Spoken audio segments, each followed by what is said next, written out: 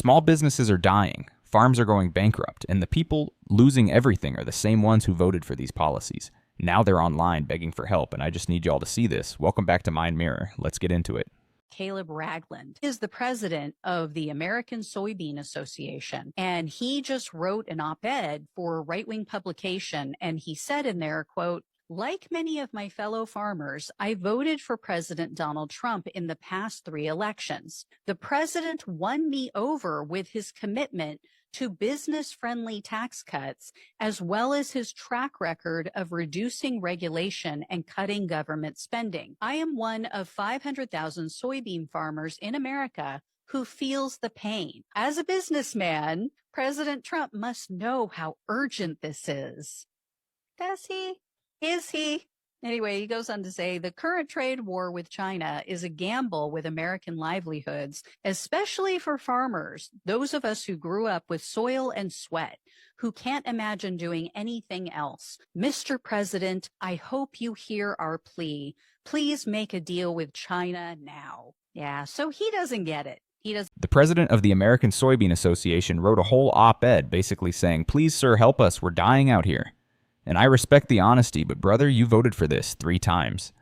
That's not bad luck. That's a pattern. You saw the first-term tariffs wreck your industry and said, yeah, let me go back for seconds.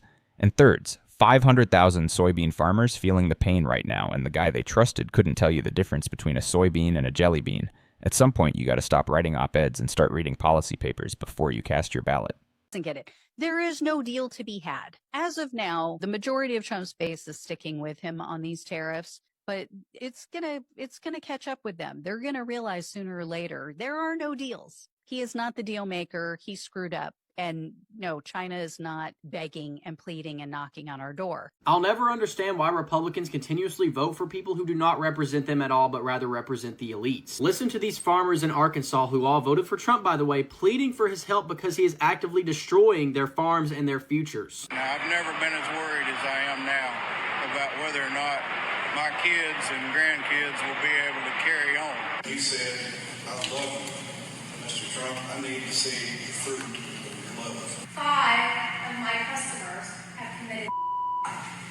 That's how serious that this is. These aren't isolated stories either. It's happening across the entire United States to rural farmers. They are having their livelihoods crushed. Farmers have spent years, decades even, building their legacy only to have it slip away under the guise of Donald Trump's tariffs. Customers losing hope and choosing to take their own lives. Farmers not being sure if they're going to be able to pass along their farms or not because they're going bankrupt. This type of despair demands our attention. As I mentioned before, the root of all of this suffering is coming from the guy that they all voted for, Donald Trump. His tariffs on steel and parts have made tractors, combines, and repairs far more expensive. Fertilizer prices are also skyrocketing, with some people reporting hundreds of dollars of an increase per ton. This, of course, raises production costs across the entire board. Many farmers were also relying on grants promised by Joe Biden, which Donald Trump took away. They thought they were going to receive this money, and then Donald Trump canceled it. Additionally, soybean farmers are getting crushed right now, with China, their main buyer, dropping U.S. purchases this year to 0. Of course, this was in response to Donald Trump's tariffs. And what we're witnessing right now is a full economic collapse hitting rural America from every possible angle at the same time.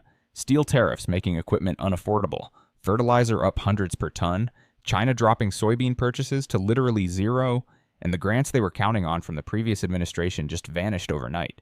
These aren't people who made bad business decisions. These are people who built generational wealth with their hands and had the rug pulled by the people they trusted. Here's what I need everyone watching to really understand, though. This isn't just a farmer problem. When farmers go broke, the food supply chain breaks, and guess who pays more at the grocery store? You do. Every single person watching this is going to feel this, whether you live in a city or on a ranch. The folks who cheered the loudest for these tariffs are about to learn that economics doesn't care about your political bumper stickers. That's a demand collapse they haven't seen in decades. We're seeing the evidence in front of our eyes every single day. Donald Trump's policies are destroying the United States. A Trump supporter has just lost their job directly because of Donald Trump's policies, and they are in a state of confusion. They are reaching out to Donald Trump for help and thinking that this should not have happened to them. Take a look at this. This person says, my wife is a nurse and was recently hired by the VA. Our home is packed up. We have a new home, spent thousands to move from Fort Worth to Waco. Following Trump's hiring freeze, the VA rescinded her job offer. Now look at what's highlighted. We are all huge Trump supporters, and I know this was an unintended consequence. What do you mean it was unintended? Did they really believe that Donald Trump could create policies that would only affect non-Trump voters, that somehow Trump voters wouldn't be caught up in all of this? This is the... Packed up the house, spent thousands moving, wife got the VA job offer, everything was perfect. And then a hiring freeze just erased their entire future in one email. But the line that absolutely floored me was, I know this was an unintended consequence. Sir, a hiring freeze freezes all hiring. There's no VIP lane for supporters. That's like standing in the rain and being confused about why you're getting wet. The lack of critical thinking is genuinely scary because these are adults making life-altering decisions based on vibes. Find out phase. This is exactly what you voted for, someone who would sow chaos. And it's not just going to affect the people you don't like, it will affect you too. And now all I can think is that this guy and his family are singing, I never thought. I'm really scratching my head because I voted Republican, and most of us in the fishing industry did, and we're not seeing the positives come out of it, why we voted that way. Maybe y'all saw the news out of Nebraska today. Apparently our entire state is going to go bankrupt in 2 quarters. Me and my husband owned a cattle ranch here, and I can confirm that all of the cattle ranchers here overwhelmingly voted for Trump. We support him. We voted for him. Something like 70% of our entire workforce is undocumented immigrants, and they straight up are not showing up for work anymore. They have all either fled the country, fled the state. They don't want to get raided while at work, so they have just moved on to work somewhere else. And straight up, we are going to go bankrupt now. We are going to go bankrupt. And yeah, we voted. We knew that the immigrants would get deported and he was coming after immigrants, yet we still voted for it. Overwhelmingly voted for our own demise. I was talking to my husband last night, and I have to admit that it seems a bit foolish now when you think about it like that we... Now this woman is being painfully honest, and I actually have a lot of respect for that, even though what she's saying is absolutely wild. She admitted they knew 70% of their workforce was undocumented, she admitted they knew the deportation policy was coming, and she admitted they voted for it anyway and are now going bankrupt because nobody's showing up to work. Like, she's literally sitting there telling her husband, yeah, honey, we did this to ourselves. The immigration hardliners never stop to ask one simple question. If we remove all this labor, who replaces them? The answer is nobody. Nobody replaces them. The work just doesn't get done, and the business dies. This is what happens when your entire political worldview is built on anger instead of math. Anger doesn't milk cows. Anger doesn't process cattle. Anger doesn't keep the lights on. And now an entire state is staring down bankruptcy in 2 quarters because feelings came before thinking. Voted for something that is now putting us directly out of business. You ever see somebody set their own house on fire and then hand their neighbor $40 billion because their house needs a new roof?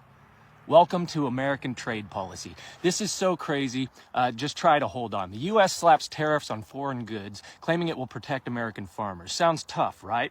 Except now, those same farmers can't sell their stuff overseas because other countries hit us back. Reciprocated tariffs. That's econ speak for they flipped us the same middle finger. So our beef and soy exports tank. Meanwhile, Argentina jumps in and fills the gap in the Chinese market. They loosen export taxes, flood that market, and start cashing in. And what does America do? We give Argentina a $40 billion bailout. $40 billion. To stabilize their economy. So now we've literally bailed out our own competition while American beef producers and farmers suffer. But wait, we're not done there. After bailing them out, the U.S. signs a deal to import Argentinian beef. That's right. The country that just lost beef sales due to this ridiculous tariff policy is now buying beef from the folks who replaced them. And when American ranchers complain, Trump offers them another bailout, similar to the 2018 bailout of $12 billion. What prompted the 2018 bailout? The same damn thing. Overly aggressive tariff policy by Donald Trump. Okay, so where's this money coming from for the new agricultural bailout? This is where it gets fun. From the tariffs, the American consumer is forced to... All right, this man just laid out the most insane economic loop I've ever heard, and I need everyone to really sit with this. We slap tariffs, farmers lose their export markets, Argentina swoops in and takes all the business. Then we bail out Argentina with $40 billion. Then we sign a deal to import beef from Argentina, the country that just replaced our own ranchers. And when American farmers complain, we offer them a bailout too paid for by the same tariffs that started the whole mess. It's a snake eating its own tail while somehow also eating your wallet. The working class is funding every single turn of this cycle and getting absolutely nothing back. If anyone tried to pitch this as a business plan on Shark Tank, every shark would walk out of the building. That started this whole thing to begin with. That's the loop. Tariffs hurt farmers and the working class. Bailouts reward rivals. Imports undercut ranchers. Then another bailout to fix the mess by the last one. Paid for by the American consumers getting charged for the same tariffs that launched this downward spiral in the first place. Every turn of this loop is paid for by us, the American working class. So what would have happened had we not imposed absurd, needless tariffs on China and every other country in the world? Nothing. None of this would have happened. We would be fine, and inflation would have been down to the Fed goal of 2% by now. They call it trade strategy. I call it the dumbest game of buy high, sell low in world history. We are freezing foreign trade while squeezing the working class, all due to the ego of one man-child, and the folks who voted for him are either too naive to see how America is getting screwed or too proud to admit they were wrong. Folks, we can get through this easily if the administration would just acknowledge that tariffs are a tax on the American people and the working class and working poor are getting strangled while the top 1% gains more wealth than any other time in American history. I'm Lee Calvin with Rough Cut Media Network. More boots, less suits. We'll see you next time. Jim is a Republican who voted for Donald Trump 3 times. How do you feel about your vote for Donald Trump now? Well, I feel like perhaps I should have considered some other options. Among other things, Jim imports packaging supplies for his honey, so he's paying real close attention to the tariffs Trump just put in place. We just bought our year's supply of bottles from Taiwan and our year's supply of corks from Portugal about 3 weeks ago. So that would have been, another $5,000 or $6,000 out of my pocket. Which is partly why he's repairing instead of replacing this 40-year-old forklift. The cost of equipment has just gone through the roof to buy anything like that because it just would be cost prohibitive. He's also holding off on improvements around the farm. Well, we're not going to hire any more people, that's for sure. It's more than just the tariffs. For the past 2 years, Jim has been selling honey to the federal government, which then provides it to schools and food banks. But after Donald Trump took office, the USDA cut those programs suddenly as part of the federal government's effort to streamline spending. For a lot of other local farmers around here, it was a major source of reliable revenue. For me, it's going to cost me around $100. Jim the honey farmer just casually dropped that he lost $150,000 a year in revenue. That's half his income gone because the USDA programs got slashed. And he's sitting there repairing a 40-year-old forklift because he can't afford a replacement. This man did everything right, built a business, sold to schools and food banks, served his community. But here's the deeper issue nobody's talking about when politicians say cut government waste. People always picture some abstract program they don't use. They never picture the contract keeping their own neighbor's farm alive. Jim voted based on a slogan without ever asking which line items were getting cut, and now he's the line item. $50,000 a year. $150,000. Yeah, roughly 50% of my revenue. That's a huge hit. That's a massive hit. These might be my favorite 2 posts on social media of all time. This guy said he voted for Trump to own the libs, and now he just lost his shoe business because of Trump's tariffs. In July of 2024, he says, I'm voting for Donald Trump for the economy and to own the libs, of course. But now he says, well, there went my shoe business. I don't understand why the tariffs have to eliminate the de minimis exception. Why does the government punish small businesses in this country knowing full well that Nike and all of the big brands will be fine paying the taxes, but his business gets wiped out? Gee, I wonder why the billionaire wouldn't fight to protect small businesses and why he would favor the corporations that lobby money. 2 posts. That's all it took to tell this man's entire story. Post 1 in July, voting for the economy and to own the libs. Post 2 a few months later. Well, there went my shoe business. He narrated his own downfall like a before and after photo he didn't know he was taking. And the question he's asking is actually really important. Why does the policy punish small operations when the big brands can absorb it easily? Because the system was never designed to protect you, my guy. The corporations that lobby hundreds of millions of dollars get exemptions and workarounds while your little shoe business just gets squished. That's not a bug in the system, that's the feature. Small businesses are always the first casualties and the last priority. Real talk to anyone watching who runs a small business. Stop voting based on who makes you feel powerful, and start voting based on who actually protects small enterprise. to him. I mean, it doesn't make any sense, does it? Honestly, when I see posts like this, I don't feel bad for these people at all because they're getting exactly what they voted for. This is more proof that Donald Trump's tariffs are, of course, not good for the working class and small businesses. The bigger brands can just absorb these higher costs, move the supply chains around, or pass the costs along to the consumers. But small businesses don't have that type of cushion. They're the ones that go out first. And yet, Trump's base still cheered these policies on without knowing who they would actually impact. This is a classic example of what the Republican Party has gotten their base to do for years, and that's vote against their own self-interests. They are voting to give the billionaires more money, which means we get less money. It's that simple. 2 + 2 is 4. So, I admit, I regret my vote for Donald Trump. I regret it because I needed these changes sooner. I needed the prices to go down sooner, so that I didn't drain out my bank accounts and go into crippling credit card debt, so that when I had an emergency, I had money set aside. So when my son's glasses break, I could actually get him new ones. I can't do any of that right now. My car broke down, and so I'm in a friend's car just to work, to continue living paycheck to paycheck.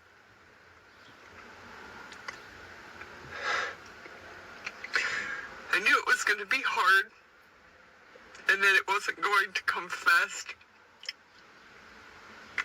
I just wish that things would work out better. I am tired of seeing these people get on these social media apps crying and complaining about they regret their vote because now their life has been turned upside down. A couple months ago, y'all didn't care about the black woman who was offering y'all better housing, better health care, better opportunities to go after the rich, to go after the price gouging. Y'all didn't want that. Y'all fell for a slogan to make America great again, and now your lives is turned upside down. I'm so tired of seeing all y'all regret y'all vote. We do not care. Y'all put us in this mess that we got to stick with.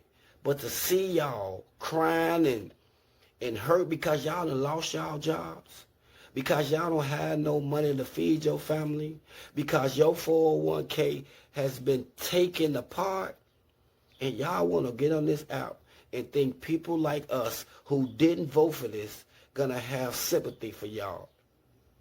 I mean, y'all, I've been saying so. I hear this man's frustration, and honestly, it's hard to argue with most of what he's saying. People who warned about this for years had to sit there and watch it happen anyway. And now the same people who ignored every warning are flooding social media with regret videos. But here's where I want to go a little deeper, because I think there's something underneath the anger that matters. A lot of these voters weren't just stubborn, they were deliberately targeted by a misinformation machine that knew the policies would hurt them. The grifters and influencers who sold them. This fantasy are doing just fine right now. Not a single one of them lost a farm or a business. So yeah, the frustration is real. But the rage should be aimed at the machine that manipulated people, not just the people who got played. Because if we only punch down at the voters, we miss the con artists who are already setting up the next grift.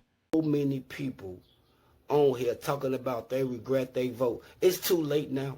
It's nothing nobody could do now. Y'all put us in this mess, and y'all got to live with it.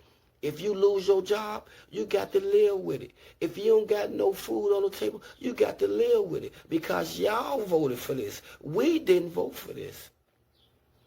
So I just don't understand why these people even coming out. Stay away. Just stay away, because y'all did this damage to America.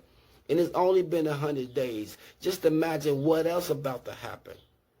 So please, stay where y'all at.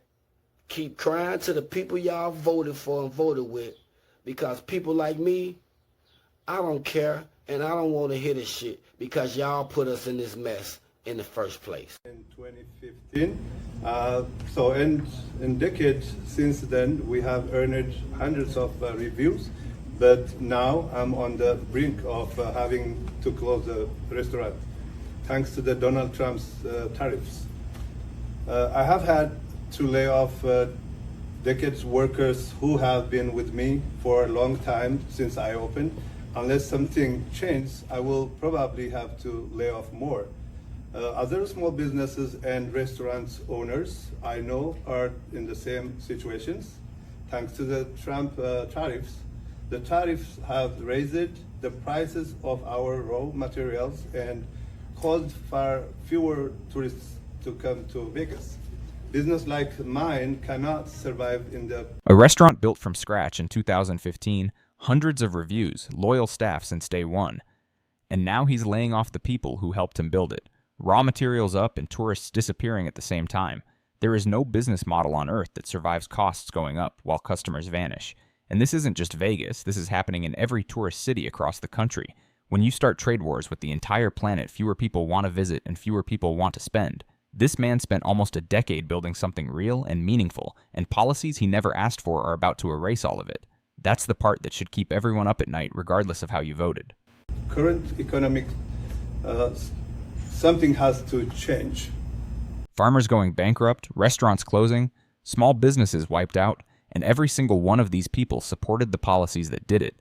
The common thread in every story is the same. They all thought the pain would land on somebody else's doorstep. So my question for you is this: when do we start voting based on policy instead of personality and economic reality instead of political loyalty? Drop your answer in the comments. I genuinely want to know. Like, share, subscribe.